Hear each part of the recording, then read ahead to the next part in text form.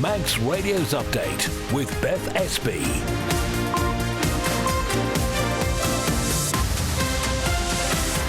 Well, first, good evening. How are you? Welcome to Update, your daily roundup of what's been happening on the Isle of Man today.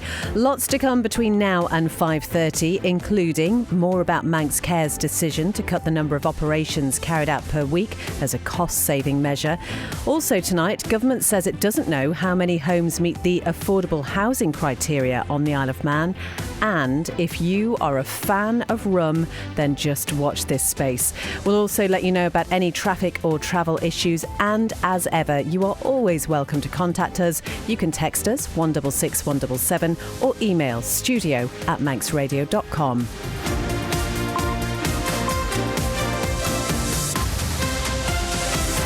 First, though, let's join Christian for a roundup of the latest news headlines.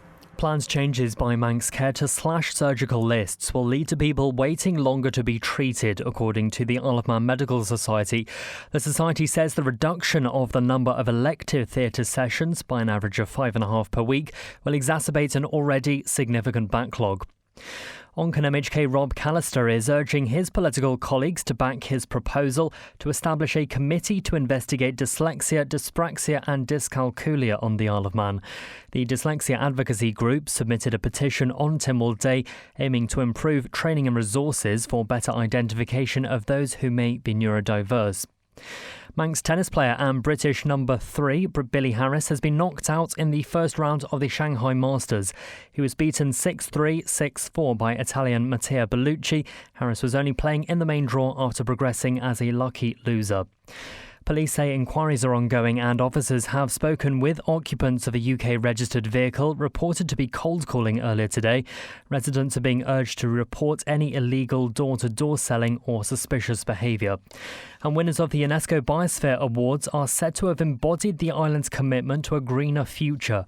Chief Minister Alfred Cannon praised the community for working together as a living laboratory to tackle global challenges. In international news, health officials in Lebanon say 9 people have been killed in an Israeli airstrike in central Beirut, while Hezbollah claims to have detonated a bomb targeting Israel's forces in the south of the country. Britain will hand over sovereignty of the Chagos Islands in the Indian Ocean after more than half a century. The deal with Mauritius will mean a joint UK-US military base will remain there. And Tottenham striker Dominic Solanke has been recalled to the England squad 7 years after his last cap. Real Madrid's Jude Bellingham's also back in the squad for Nations League fixtures against Greece and Finland. Those are the Update News headlines, next at 6. Thank you, Christian. Now the weather brought to you by Manx Glass and Glazing. It's going to stay dry this evening and overnight. The south or southeast wind will gradually freshen. Minimum overnight temperatures tonight will be around 11. Through the day tomorrow, conditions will stay dry, but it will be quite cloudy and there will be fresh to strong southerly winds with maximum temperatures of around 15. Then tomorrow night, a few outbreaks of rain will develop and there will be rain at first on Saturday morning, but that will quickly clear, leaving the rest of the day dry. Sunset this evening, 6:48.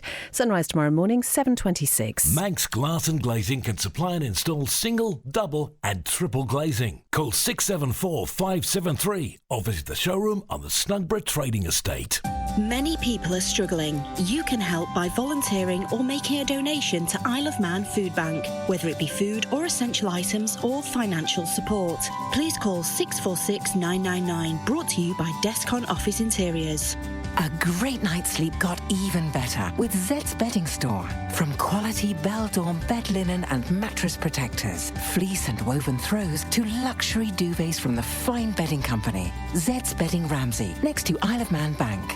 Reach the Isle of Man's biggest radio audience with Manx Radio. Airtime, sponsorship and digital opportunities available. For more information on how we can help your business grow its market share, contact the friendly, experienced team on sales at manxradio.com. For a wide range of wood-burning stoves and a complete installation service, visit The Snug in Ramsey. And we don't stop there. Kiln-dried firewood and full aftercare service, including chimney sweeps and maintenance. Call The Snug in Ramsey. You're listening to Update on Manx Radio. It's coming up to 5:05. Now, planned changes by Manx Care to slash surgical lists will lead to people waiting longer to be treated, according to the Isle of Man Medical Society. The healthcare body is planning to reduce the number of elective operations by an average of 5.5 a week as a cost-cutting measure. So that means any surgery not classed as an emergency could be delayed. The Medical Society's president and chair have told us they believe it will exacerbate an already significant backlog. If you reduce the number of operations or the frequency of our operations by 25%, which is the proposed cut, then what will happen is that patients will be waiting, inevitably they will be waiting longer for their surgery. And of course, the longer they're waiting, the more complicated their conditions get. So what might have been a relatively straightforward operation at the beginning could turn into be quite a complex operation. And also, I mean, we are our patients' advocates. We want to treat our patients, and a lot of these patients that will be affected by these cutbacks are elderly patients. They're in pain, and that is going to be prolonged really because of these cutbacks. As far as you are both aware, or the Isle of Man Medical Society is aware, who was consulted before this decision was made in terms of the medical field? We tried to find that out and had a conversation with the clinical lead for theatres and the clinical director for anaesthesia. And they assured me they had no idea who made this decision and they had no input in this. And I haven't been able to identify any consultant or who made the decision. I suspect it probably was made at the executive director level. Whether they took appropriate input, we don't know. That is members of the Isle of Man Medical Society voicing their concern about Manx Care plans to reduce the number of operations that it carries out every week. As we know, this is a cost-cutting measure. You can hear that interview in full in the latest episode of the Manx Newscast at manxradio.com, and we'll be hearing from Manx Care Chief Executive Teresa Cope on Breakfast in the Morning. 7 minutes past 5. Government says it doesn't know how many homes meet the affordable housing criteria here on the Isle of Man. The Infrastructure Minister has been responding to a written Tynwald question, as Amy Griffiths reports. Tim Crookall says it's impossible to calculate a market value for affordable housing because it depends on location, condition and a number of other factors. However, he says the prescriptive selling price of each category of affordable housing types is £150,000 for a two-bed apartment, £175,000 for a two-bed house and £185,000 for a three-bed house. Of those directly provided by the DOI, there are currently 1,276 affordable homes, which are all classed as general needs public sector housing, while there are 4,538 provided by local authorities. Mr Crookall also shared the number of assisted purchases under the current shared equity opportunities, which show 34 people made use of the fixed scheme in the last financial year, up by 10 on the previous year, while 2 used the choice scheme. Amy Griffiths reporting. You're listening to Update on Manx Radio, coming up to 8.5 minutes past 5. Well, exciting times. Politicians are expected to return to Tynwald for the first time since summer this month. The political recess is drawing to a close and the order paper for the first sitting has been published. Christian Jones is with me now and he's been looking through the paper, Christian. And as I say, I mean, it's a while really, isn't it, since they assembled in the court? Yeah, it's been quite a while. The last time they sat was in July, so it's been a fair few months. But that is not strange. It is called the political recess and it's effectively branded as a chance for MHKs to do more constituency work and for government departments to catch up on work before new policies start to be drawn up. So all the MHKs and MLCs will be back in Tynwald on the 15th of October. And there's a fairly sizable order paper, not the biggest one we've ever seen, perhaps surprisingly, given the amount of time between sittings. And we know there have been a few issues that have been raised during that political recess as well. What are the main things then from this order paper that we are expecting to happen? There's a few weighty pieces on there. We're expecting the Chief Minister to deliver an autumn statement. We don't know what will be in that yet, but I suspect we may find out some of the details closer to the time. Another that economists will be keeping a close watch on is the Treasury Minister's midterm fiscal update. That's effectively a look at where the island is up to in terms of its finances. In the past, it's been used as to kind of give a sneak peek of what what sorts of decisions might be made when the next budget is released next year. We do have a hefty number of department plans being set out here. I have no doubt in my mind that some of them will prompt more lively debate than others. For example, the Home Affairs Minister Jane Paul Wilson, she'll be setting out her department plan, but also the Chief Constable's report too, and it's likely that she'll allude to a 5% reduction in recorded crime on the island. I could go on, but those are just some of the main points. Well, I just, Christian, want to come back to the Treasury's financial update. We know there was a perhaps controversial, can we call it, tax increase this year. Is it likely we're going to find out this month whether there could be changes to that? Well, when that tax increase was set out, it was only meant to be temporary. Of course, the additional money generated being ring-fenced for the health service. We do know that there is talk of creating a new healthcare levy to replace that increase. We don't know in any great detail about what that is yet, though. So in the statement, we might find out what that system may look like. And just finally, Christian, anything else that we need to be aware of? There's a few particularly exciting things, for me at least, which will be interesting to see how politicians vote. MHK Julie Edge is expected to ask politicians to be added to a list of prescribed persons in whistleblowing cases. And like we're hearing in the news today, Oncon MHK Rob Callister will be requesting a committee to be set up to investigate neurodiversity on the island after the Dyslexia Advocacy Group successfully submitted a petition on Tynwald Day. Christian, thank you very much indeed. And the question paper for Tynwald, which I imagine probably will be quite lengthy, will be released next week. You're listening to Update here on Manx Radio, 5:11 Let's turn our attention to business with Ramsey Crookall. And the Treasury is looking for suitably qualified candidates, either on or off island, to join the board of the Financial Services Authority.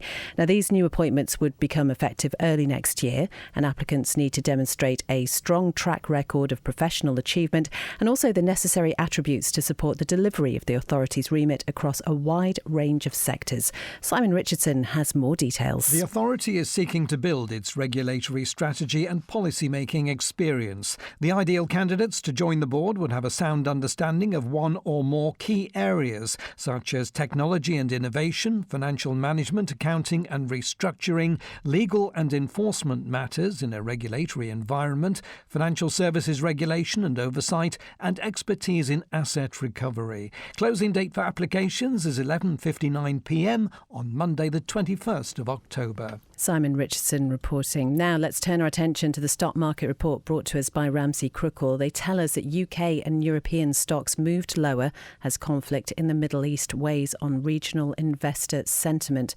Hong Kong stocks plunged as well, snapping a 6-day winning streak as the China stimulus rally appeared to ease. Gold prices fell on a stronger dollar as investors toned down expectations of another big interest rate cut from the US Federal Reserve, while looking ahead to Friday's payrolls data for further policy cues. And oil prices rose on investor concern about that widening Middle East conflict and whether it could disrupt crude oil flows from the region, though a stronger global supply outlook did keep a lid on gains. And in corporate news, Tesco shot to the top of the index as it lifted its annual profit guidance despite a slight slowdown in underlying sales growth in the second quarter. We're looking at the prices of the commodities. Gold finished off 0.17% at $2,653. Brent stands up 2.51% at $76.49. The markets, the FTSE 100 at the close was off 0.17% at 8,276. And a short time ago, the Dow Jones was trading off 0.53% at 41,975.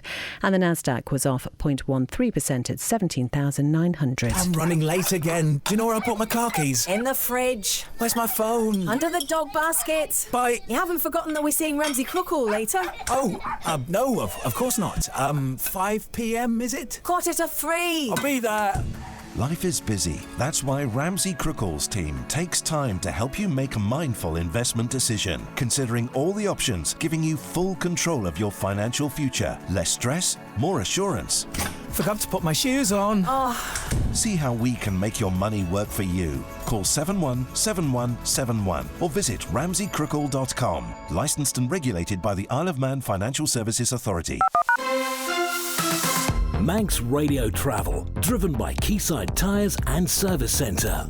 Well, aside from the usual roadworks which are taking place at various points around the Isle of Man, everything looks pretty good on the roads. No reports from police about anything, which is good news, and visibility will be lovely out there this evening.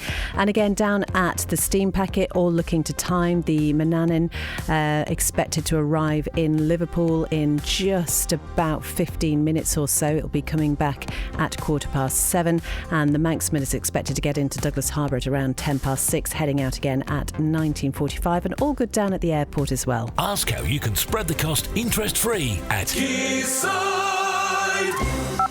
You're listening to Update here on Manx Radio. It's just gone 5:15. Garth commissioners met last night and they discussed a number of issues which are affecting the parish. On the agenda was campervan restrictions, the Northern Civic Amenity Site and sewage. Local Democracy reporter Emma Draper was there. Garth Commissioners says it's disappointing that there are still delays with the sewage treatment works for the area. Board member Melanie Christian says there's some frustration around the plans and the lack of movement. In its latest update, Manx Utilities has said all land agreements have been formalised and a public information event will be planned. I spoke to her after the meeting. I think I speak for the board in saying we're slightly disappointed with the lack of information and the lack of progress on the sewage system at the moment. It just feels that we've been waiting a long time for updates and we're waiting and nothing really is coming forward.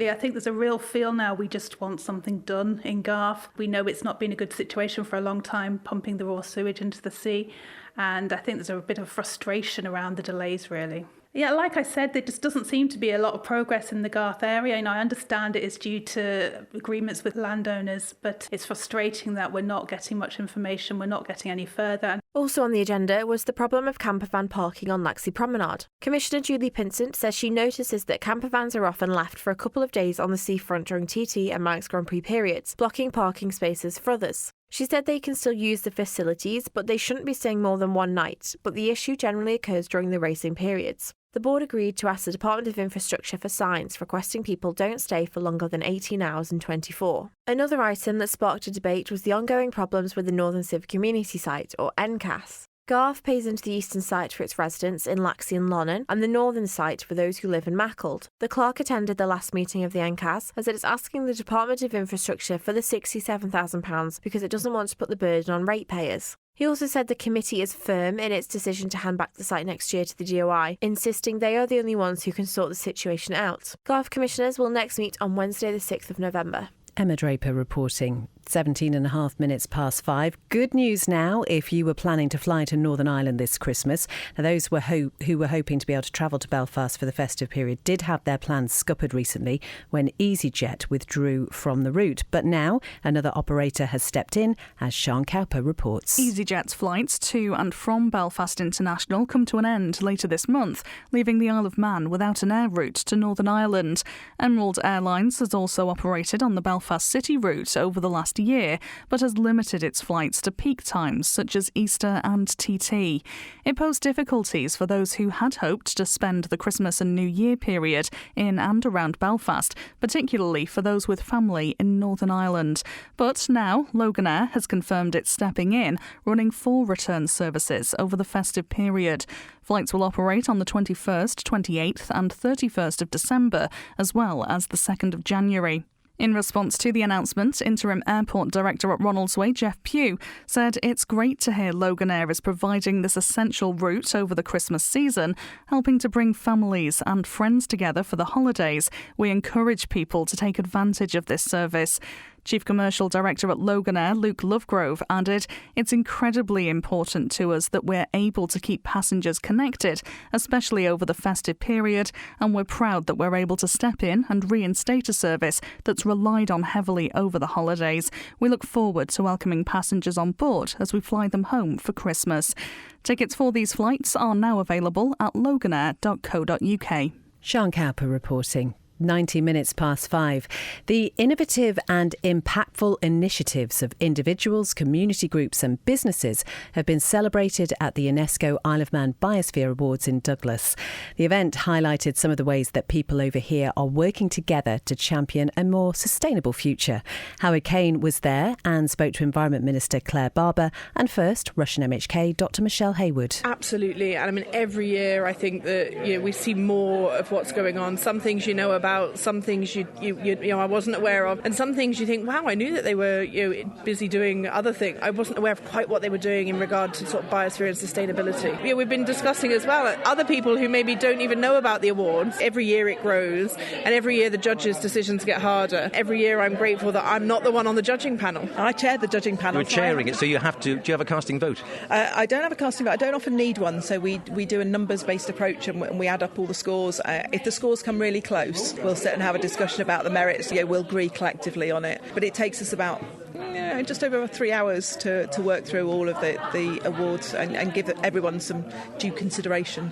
And I think when you see them, because there's always a little précis of what each of the entrants have done, and you think, oh, they're all good. They are. They're all fantastic, and it's such a hard job. We do have a set of scoring criteria that sort of help us, and we've discussed sort of evolving that again this year and trying to make it a bit easier for the judges. But it is remarkably diverse categories that you've got people entering into. That it's a really hard task.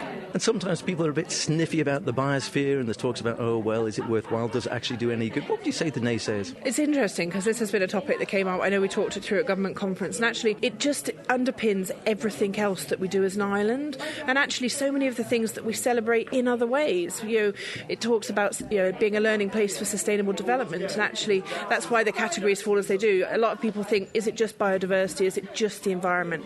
And actually, no, the economy is such a significant part to play. That's Environment Minister Claire Barber, and you also heard from Russian MHK Dr Michelle Haywood. You can find a full list of the winners of the UNESCO Isle of Man Biosphere Awards at manxradio.com.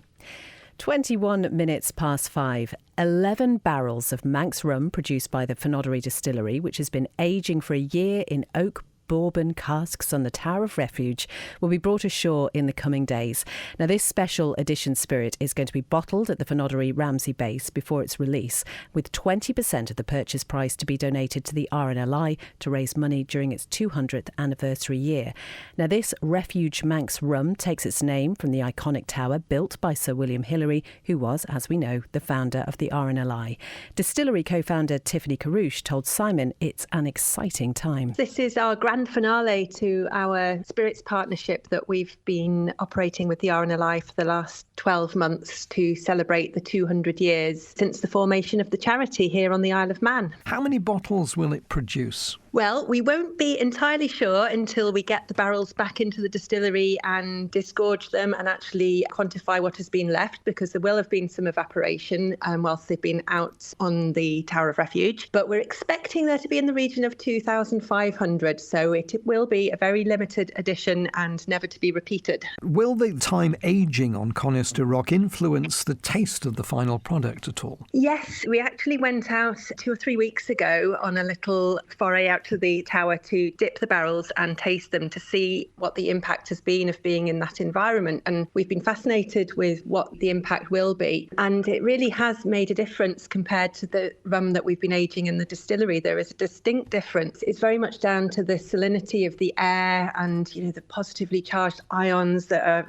flying around in that location. It is absolutely wild. We've had enormous storms over the winter. There is a very sort of slight hint of salinity in there that has given a lovely note of salted caramel in amongst the other flavours that we would expect from the barrel that has been aging the rum in the location as well. And 20% of the retail price going to the RNLI in its 200th year. That will raise a substantial sum. We're hoping so, yes. We've already raised well over £10,000 through the sales of the gin that we did, the RNLI edition Manx Dry Gin. Now this is going to supercharge that, hopefully, and we'll be able to hand over a fantastic cheque in the new year once our partnership comes to an end. That's Fenoddery Distillery co-founder Tiffany Carouche talking to Simon there about that rum which is going to be brought ashore in the next few days. Are you a rum fan, Rob Pritchard?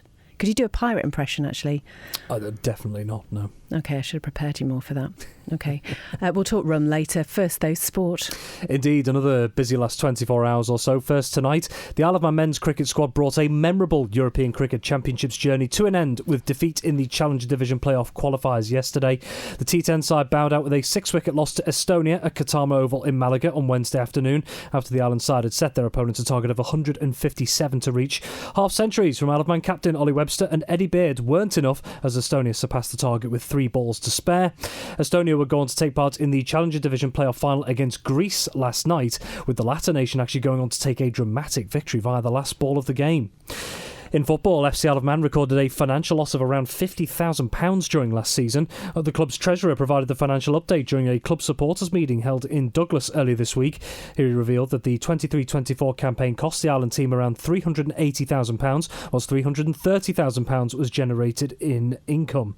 However, a government underwrite provided to the club means that the £50,000 deficit from the previous campaign has been covered.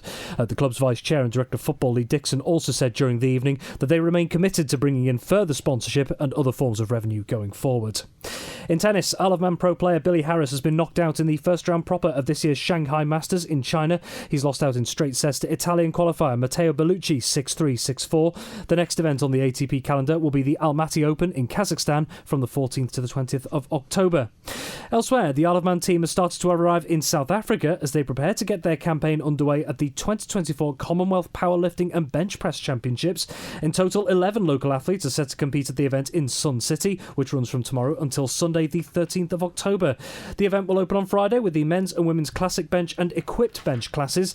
Tegan Lindsay, Kerry Lindsay, Kyle Delos Reyes, Sam Harris, Harry Morgan, Freya Weldon, Lisa Grant and Lewis Runge are expected to be in action from 8 a.m. on Friday morning.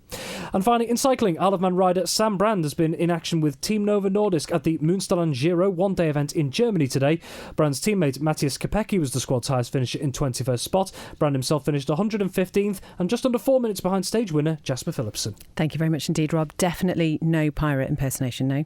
No pirate impressions. Could you maybe do it tomorrow if we build it up? No? You see, that's putting a lot of pressure. Got to get a lot of practice in before then if I have to. All right, okay. Thanks, Rob. We've had a message in from Captain Mackenzie to say it looks as though the cruise ship Odyssey has at last left on its round-the-world cruise, as it's just left the Bangor anchorage and apparently is heading down the Irish Sea and will possibly pass the island, fingers crossed, this evening. Goodness me, don't you feel for every single person who's on that? This is the ship which was scheduled to set sail on its round-the-world voyage in May and has been hampered by all sorts of delays. So fingers crossed. Thank you very much to Captain Mackenzie for letting us know about that one. That is all from Update this evening. As ever, thank you so much for your company. And do remember, keep us in mind if there's a news story happening in your area and something that's happening that's in your community. We'd love to hear about it. Manx Radio is got a news team who is very keen to talk to anybody around the Isle of Man. Newsroom@manxradio.com is the best email address to get in touch with us. Thank you for joining us on tonight's programme, which will shortly be available to download as a podcast. And for everything else that we've been talking about, you can find out many more details at our website, manxradio.com. Coming up next, it's the Archive Room with Judith Lay. Then Chris Kinley will be with you live from 6 p.m. with the greatest hits. Maurice Powell brings you a little light music from 9, and then Rhiannon Evans will be here from 10 p.m. with After Hours. Whatever you're doing this evening, have a great one, and we'll talk to you again tomorrow.